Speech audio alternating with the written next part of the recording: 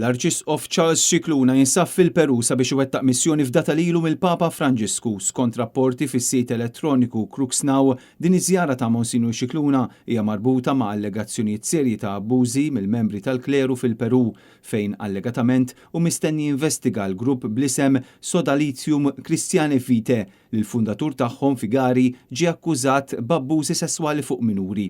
Dan il-grupp huwa allegatament involut ma' grupp tal-kriminalità organizzata fil-Peru u jirriżulta li wieħed mill-mexxejja tagħhom saħansitra attakka lil żewġ ġurnalisti li kienu qed jinvestigaw dawn l-allegati abbużi. Matul iż-żjara tiegħu fil-Peru, l-Arċisqof Scicluna li jservi wkoll bħala segretarju tal-Vatikan għad-Dottrina tal-Fidi se jmexxi qatt ta' laqgħat privati u mistenni jwettaq dawn l-investigazzjonijiet flimkien mal-Monsinjur Spanjol Jordi Bertomeu illi huwa uffiċjal fih dan l-istess dekasteru tal-Vatikan.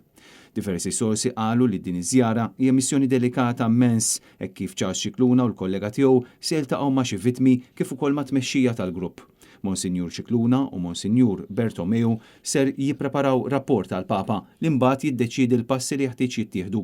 Il-Midja Internazzjonali qed tirrapporta wkoll li Scicluna ser jitlob lill-Papa biex ixolji il-grupp kompletament. Għalissa Monsinjur Scicluna mhuwiex f'pożizzjoni li jikkummenta jew iwieġeb mistoqsijiet relatati ma' din il-missjoni, iżda hu diġà wettaq investigazzjonijiet simili ma' Bertomeu fejn ħadmu flimkien fl-2018 fiċ-Ċili u f'Marzu tal-2020 fil-Messiku meta investigaw każi ta' natura simili.